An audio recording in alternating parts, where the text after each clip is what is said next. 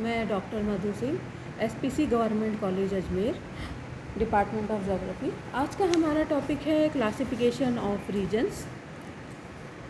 जैसा कि हम सभी जानते हैं कि प्रदेशों का जो वर्गीकरण है वो मुख्य रूप से जो है दो भागों में बांटा गया है। एक तो होते हैं हमारे जेनेरिक रीजन और दूसरे होते हैं हमारे विशिष्ट प्रदेश, यानी कि जेनेरिक प्रदेश और विशिष्ट प्रदेश या स्पेसिफिक रीजन। फिर इनको पुनः इनका वर्गीकरण किया गया है। जेनेरिक रीजन्स को फिर दोबारा से दो भागों में बांटा गया है। एक तो है हमारे समरूप प्रदेश, यहाँ हम इन्हें कह सकते हैं फॉर्मल रीजन, और दूसरे हैं हमारे फंक्शनल रीजन या मॉडल रीजन भी हम इन्हें कह सकते हैं। फिर समरूप प्रदेशों को पुनः तीन भागों में बांटा गया है। एक तो होते हैं सिंगल टॉपिक रीजन, जिसमें हम एक ही विषय से संबंधित जिनके बारे में हम जानकारी लेते हैं। दूसरे होते हैं मल्टीपल टॉपिक या बहु विषय, जिसमें हम उस क्षेत्र के कई सारे आयामों को या उस जो भी हमारा प्रदेश है उसके कई सारी चीज़ों को हम एक साथ लेते हैं। फिर एक होता है संपूर्ण विषय या टोटल टॉपिक रीजन। इन दोनों को मिलाकर, बहुल और संपूर्ण को मिलाकर एक और जो टॉपिक बनता है उसे हम कहते हैं कंपेज। और कार्यात्मक प्रदेश जो हैं इन्हें हम पुनः वापस तीन भागों में बांट सकते हैं। एक तो होता है सिंगल फंक्शनल, एक होता है मल्टीपल फंक्शनल और एक होता है टोटल फंक्शनल, यानी कि एकल कार्यात्मक और बहुल कार्यात्मक और संपूर्ण कार्यात्मक प्रदेश। ये तो हुई इनके वर्गीकरण की बात। अब प्रदेश एक ऐसा क्षेत्र है जिसमें कि भौगोलिक दशाओं की समानता तथा विकास संबंधी समस्याओं की समरूपता होती है। अतः प्रदेशों को विभिन्न तत्वों के मिश्रण के आधार पर विभिन्न वर्गों में हमने इस प्रकार विभक्त किया है। इस प्रकार जो विभिन्न लक्षणों तथा कार्यों के आधार पर हम प्रदेशों को इन मोटे मोटे रूपों में बांट सकते हैं। अब सबसे पहले बात आती है हमारे टाइप ऑफ जेनेरिक रीजन की, या जेनेरिक प्रदेश जो होते हैं उनके बारे में। जेनेरिक प्रदेश किसी एक विशिष्ट संबंध के आधार पर जो है वो सीमांकित किए जाते हैं। सीमांकित इनकी क्षेत्रीय इकाइयाँ होती है।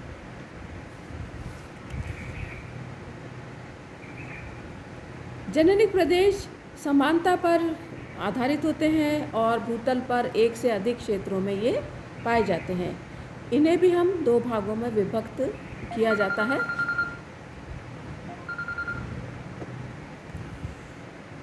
है समरूप या लक्षणिक प्रदेश और कार्यात्मक या नाभिकीय प्रदेश।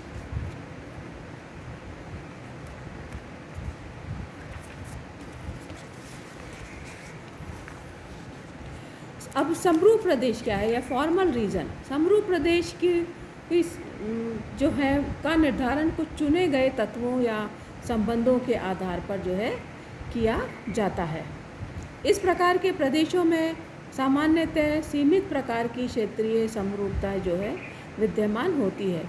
आवश्यकता और उद्देश्य के अनुसार इसका जो है सीमांकन हम एक तत्व, अनेक तत्व या संपूर्ण जो है तत्वों के या टोटल टॉपिक्स के आधार पर कर सकते हैं।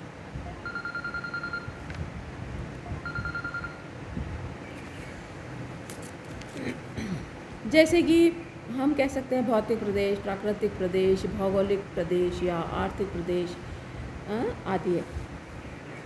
अब बात आती है कि इनमें जो होता है सिंगल टॉपिक या एकल विषय, जब पृथ्वी पर केवल एक ही तत्व के वितरण का अध्ययन किया जाता है तब उसकी वितरण संबंधी भिन्नता के अनुसार विभिन्न प्रदेशों का जन्म होता है। ऐसे प्रदेश को हम एकल विषय प्रदेश कहते हैं। जैसे हम कहते हैं ना वर्षा प्रदेश है या सॉइल रीजन है या मृदा प्रदेश है, या हम कहते हैं वेजिटेशन रीजन है, या किसी विशेष भाषा के आधार पर भाषा प्रदेश आदि हम इसके एग्जाम्पल या उदाहरण ले सकते हैं। फिर होते हैं एक बाहुल विषय प्रदेश।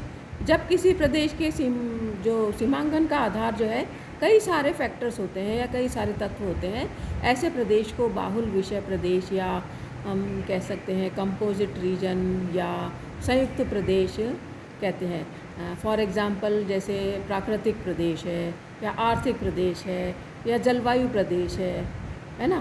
तो इस प्रकार हम उन्हें बाहुल विषय के अंतर्गत पढ़ सकते हैं। फिर तीसरे होते हैं यहाँ से संपूर्ण विषयक प्रदेश।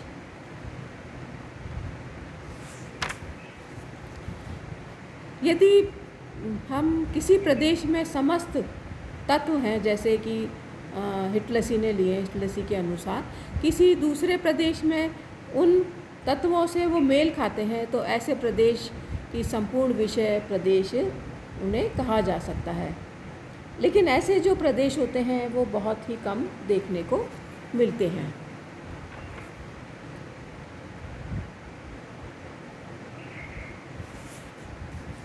फिर एक होते हैं कंपेज। ये ऐसे प्रदेश होते हैं जो कई तत्वों से मिलकर बनते हैं, किंतु तत्वों का जो महत्व का जो क्रम होता है वो आवश्यक नहीं, तथा तत्वों की जो संख्या होती है वो भी परिवर्तनशील होती है, तथा जो तत्व महत्वपूर्ण या आवश्यक होता है उसे जो है उसे हम अधिक महत्व देते हैं, और जो कम होता है उसे हम कम महत्व देते हैं। फिर दूसरा है फंक्शनल रीजन। इसे केंद्रीकृत प्रदेश भी कहा जाता है।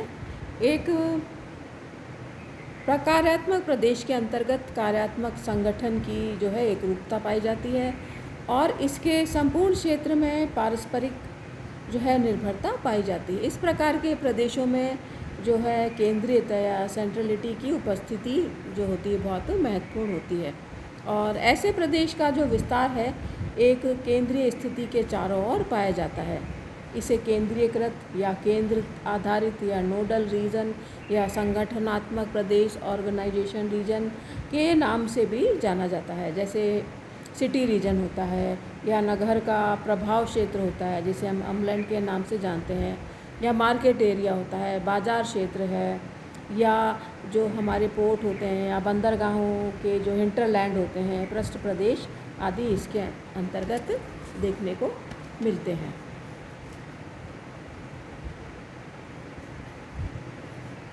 फिर होते हैं विशिष्ट प्रदेश। इस प्रकार के प्रदेशों का एक ही नाम होता है।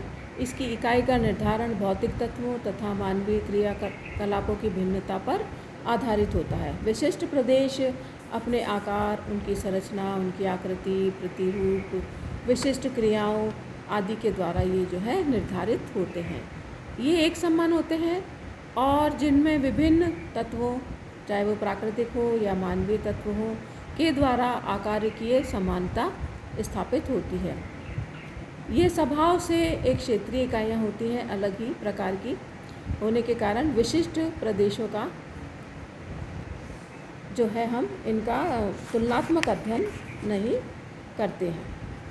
तो ये थे प्रदेशों का वर्गीकरण या classification of region. Thank you.